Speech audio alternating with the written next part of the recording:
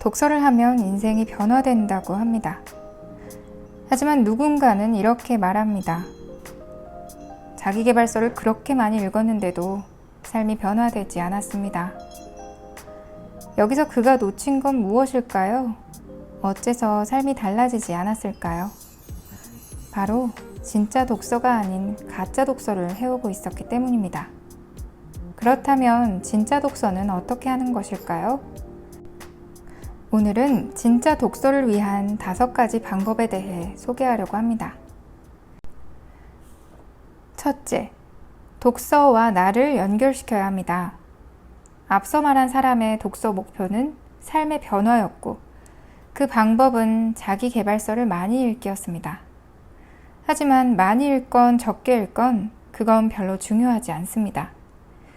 대신 나를 빠뜨리면 안 됩니다. 자아와 마주치지 않는 한 독서는 절대 변화를 일으키지 못하기 때문입니다. 나와 책이 만나지 않으면 그저 남의 삶을 훔쳐본 것에 불과합니다. 남의 삶을 보며 부러워하거나 대리만족하는 것에 그치지 않고 나를 탐색하고 내 삶에 적용할 점을 찾아 실행하는 것이 독서의 최종 목표가 되어야 합니다. 이를 위해서 책을 읽기 전과 후에는 몇 가지 질문을 설정하면 좋습니다. 제 경우를 말씀드리자면 책을 읽기 전에는 이 책을 통해 무엇을 얻고자 하는지, 왜 이 책을 읽는 것인지에 대해 생각하는 것입니다. 책을 다 읽었다면 책에서 얻은 여러 깨달음과 의미를 생각해보고 그것을 어떻게 하면 내 삶에 적용시킬 수 있을지 실천사항을 정리해보는 것입니다. 이런 식으로 한 권을 읽더라도 독서와 나를 연결시킨다면 삶이 변화하는 진짜 독서가 됩니다. 둘째, 긴급순위보단 중요순위를 따지는 독서가 좋습니다. 당장 자료를 찾아야 한다거나 직업상 꼭 읽어야 할 책들과 관련된 독서 범주를 긴급순위 독서라고 해요. 즉 실용적인 독서죠. 반면 중요순위 독서는 3가지로 정의할 수 있는데요. 첫 번째는 인식의 지평을 넓히는 독서를 말합니다. 고전이나 인문학, 노벨상 수상작 등을 꾸준히 읽어나는 일이죠. 이러한 독서는 내 인식의 한계를 넘어 보다 넓은 시야를 확보하는 데 도움을 줍니다. 두 번째는 삶을 통찰할 수 있는 독서입니다. 불완전한 내 삶의 무의식적인 오류와 편협하고 왜곡된 생각을 알아차릴 수 있도록 도와주는 책들이 바로 여기에 해당됩니다. 때로는 심리적으로 불안한 상태를 치유해주기도 하고 내가 가는 길을 먼저 가본 책들을 통해 간접 경험을 할 수도 있어요. 이처럼 통찰의 독서는 중요 순위의 독서가 됩니다. 마지막은 배우고 싶은 분야의 독서입니다. 내가 하고 싶은 일, 흥미와 관심이 있는 분야를 따라 읽어나가는 독서는 진짜 자신이 원하는 삶을 살아가도록 도와줘요. 이렇게 긴급 순위보다 중요 순위에 초점을 맞춘 독서 생활을 하다 보면 삶의 본질을 깨달을 수 있고 현재의 나와 미래의 나를 바라보고 연결하는 통찰력을 키울 수 있습니다. 셋째, 하나의 키워드를 중심으로 10권 이상을 읽어보세요. 독서 초보 단계에서는 주로 파편적인 독서를 합니다. 맥락이 없이 이 책이나 저 책, 다양한 분야를 읽는 것이죠.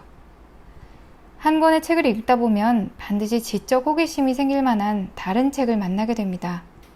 이때 해당되는 하나의 키워드를 따라 꼬리물기 독서를 10권 정도 하게 되면 맥락이 생기면서 저절로 하나의 체계가 형성되는데요.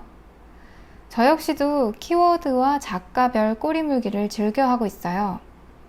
최근에는 정리, 행복, 인간관계, 여행 등을 키워드로 한 책들을 읽어나갔고요. 작가로는 최인철 님이나 김영하 님 책, 또 프란츠 카프카나 알베르 까미 책들도 종종 찾아 읽고 있어요. 이렇게 하나의 키워드를 중심으로 하는 맥락 독서를 해나간다면 누구나 지식 생산자의 반열에 오를 수가 있습니다. 맥락 독서는 전체를 조감할 수 있도록 해주고 이질적으로 보이는 것들조차도 연결고리를 찾아줍니다. 여기서 바로 다양한 아이디어와 창의력이 생기기도 하거든요. 그래서 웬만하면 파편화된 독서보다는 맥락 독서를 목표로 삼는 것이 좋습니다. 넷째, 책은 지저분하게 읽는 것이 좋습니다. 이건 사람마다 다를 수도 있는데요. 방송인 문가영 씨는 오히려 흔적 없이 깨끗하게 보는 편이라고 하죠. 하지만 지금은 밑줄 긋기와 여백 메모를 하며 책을 봤을 때 좋은 점에 초점을 맞춰서 설명을 드려볼게요. 독서 중에 핵심 내용을 접하면 일단 밑줄을 긋습니다. 그리고 그 밑줄에 대한 내 생각을 여백에 메모합니다. 이러한 과정은 책과 나를 더 가까이 만들어주고 사유하는 능력을 키워줘요. 내 삶의 변화를 일으키는 것이 독서의 최종 목표라면 그 목표에 더 빠르게 다가가도록 도울 수 있는 방법이 바로 밑줄 긋기와 여백 메모입니다. 따라서 한 권의 책을 온전히 내 것으로 만들고 싶다면 저는 책을 지저분하게 읽도록 권장하는 편이에요. 때로 한 페이지 전부가 마음에 든다면 책 귀퉁이를 접어놓는 방법도 자주 사용하고 있습니다. 마지막 다섯째는 제독입니다. 이 방법은 앞서 말씀드린 밑줄 긋기와 여백 메모와 관련되는 독서 방법인데요. 사실 처음 읽었던 책을 다시 펼쳐보는 일은 웬만해선 힘든 일이죠. 하지만 정말 좋았던 책이라면 이야기는 달라집니다. 바로 그럴 때 저는 이 밑줄과 여백 메모에서 확실히 많은 도움을 받아요. 우선 처음 읽었을 때 흔적이 있기 때문에 책의 흐름을 빠르게 파악할 수 있고요.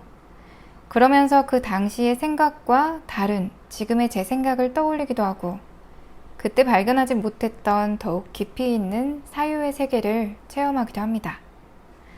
이렇게 제독의 과정을 통해서 생각지도 못한 곳에서 아이디어가 떠오르기도 하고 삶에 적용할 수 있는 부분들이 더 친숙하게 다가오기도 합니다. 삶의 변화가 좀 더 쉬워진다고 할까요? 인간은 망각의 동물입니다. 한번 읽었다고 그 책이 완벽하게 내 것이 되기란 당연히 불가능하고요. 그래서 제독은 반드시 필요합니다. 전에 읽었던 흔적이 남아있다면 좀 더 수월하게 읽어나갈 수 있고 생각의 변화를 가시적으로 알아챌 수 있어서 지적 쾌락이 더 커지게 되는 경험도 할 수 있을 것입니다. 어떠세요?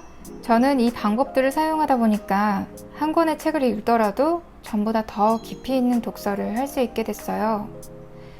특히나 밑줄을 그으면서 책에 메모를 하는 습관은 제독에 대한 부담감이나 거부감을 상당히 줄어들게 해주더라고요. 오늘은 가짜 독서 말고 진짜 독서를 위한 5가지 방법을 소개해드렸어요.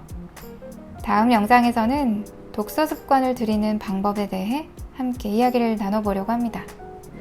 모두의 책 읽기가 즐거운 그날까지 플로우의 독서생활 시리즈는 계속됩니다.